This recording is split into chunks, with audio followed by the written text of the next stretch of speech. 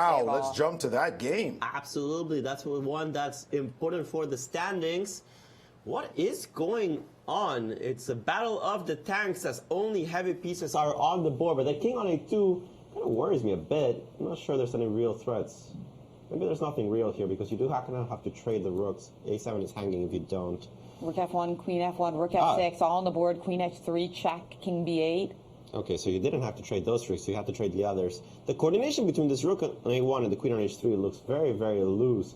On the other hand, I will move it out of the back rank at some point. If I had to pick a side, I would always pick black. All day, every day, come on. Even though you don't see a clear win, but oof, this looks scary. It looks very scary. The rook and the queen are so uncoordinated. Whereas look at how these two can penetrate on the f-file, start harassing this king on b1. It's all Wesley in this position. And now rook to a3. Rook's coming down to f2, no questions asked. Unless h7 is hanging, actually.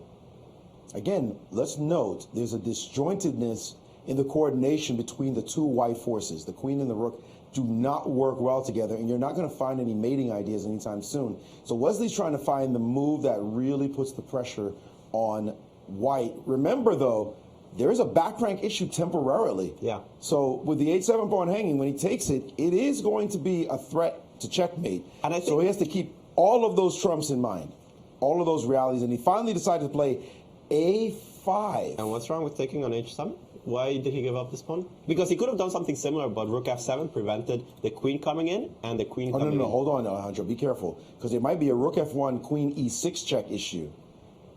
And then if you play rook b3, then a4, and if you play b3, then he can shift to your c file and get after the c2 pawn. Maybe that's what he was scared. But Anand takes advantage of the other problem with a5, that, as I was mentioning, the d7 square is available for penetration. And that means that the queen and the rook are finally in the same sector of the board. They can start creating some threats. For the moment, no, that's not a threat, but queen d8 check is a bit annoying. Yeah, queen d8, rook a5 is not a threat because you do have the inner mess of rook f1. But the queen is just much better placed than d7, and it is actually threatening things. Yes. Now, there's another issue that suddenly popped up. Which is? He plays rook f1, king a2. Isn't there a b4 issue? b4, breaking open the position. And rook back. Rook back. Okay, now he cannot play b4 because of, well... Excuse me, he can. He can, actually. He can play b4. That's going to be a cool move.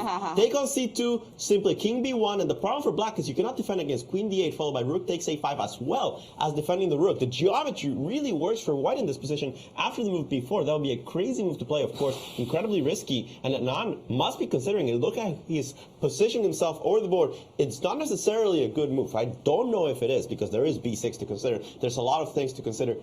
Here it comes. No, he's going to move his rook. Yeah, rook b3, much more solid. B3, much more solid. That's not a pawn sack. No, you cannot take on... Can you take on c2? What is the problem with taking on c2? It's a good question. Take on c2, there's a check. There's a rook b5. If you take on c2, I'll go rook b5. He did take on c2. Okay, can I play rook b5? Rook b5. Yes, rook b5 played. Now you got to go all the way... Only move. All the way back, trade.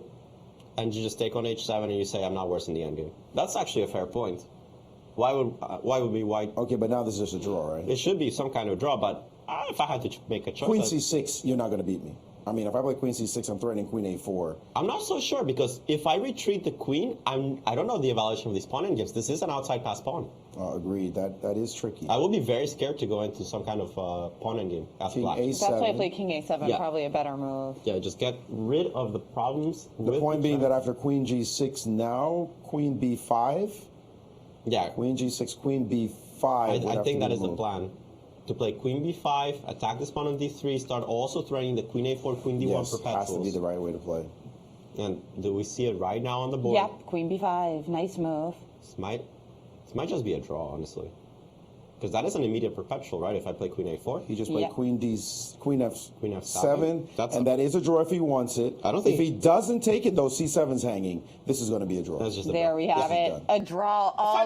All the leaders drew their games, setting us up for a potentially thrilling finale as Karyakin playing white against Korobov. We still have this game.